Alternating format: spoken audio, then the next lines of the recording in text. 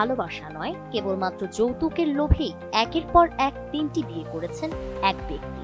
বিয়ের পর প্রত্যেক স্ত্রীর কাছ থেকেই নেওয়া হয়েছে মোটা অঙ্কের যৌতুক, আর চাহিদা পূরণ না হওয়ায় শেষ পর্যন্ত তাদের বাড়ি থেকে বের করে দেওয়া হয়েছে। চাঞ্চল্যকর এই ঘটনার মধ্যেই সামনে এসেছে আরো বিস্ময়কর তথ্য।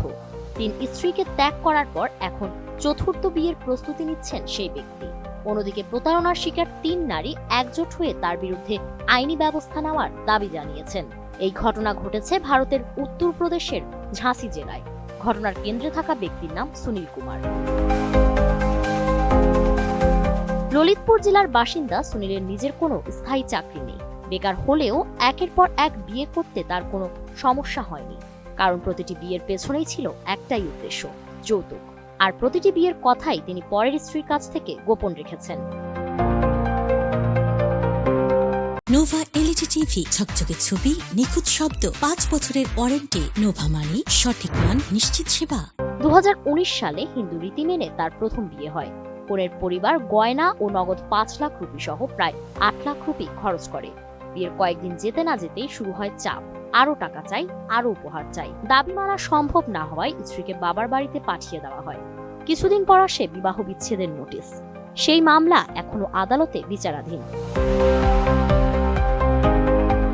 এই ঘটনার মাঝেই ২০২১ সালে সুনীল আবার বিয়ে করেন। অভিযোগ উঠেছে দ্বিতীয় বিয়ের ব্যবস্থাও করেন তার বাবা। দ্বিতীয় স্ত্রী জানান তার পরিবারও প্রায় ৮ লাখ রুপি যৌতুক দেয়। বিয়ের সময় সুনীল যে আগে থেকেই বিবাহিত সে বিষয়ে কিছুই জানতেন না তিনি।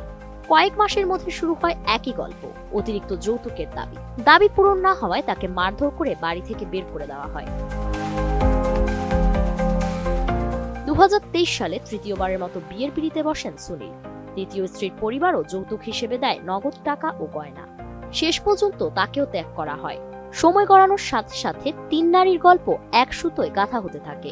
একে অপরের সঙ্গে যোগাযোগ হলে স্পষ্ট হয়ে ওঠে তাদের প্রত্যেকের জীবনে ঘটেছে একই প্রতারণা, একই নির্যাতন।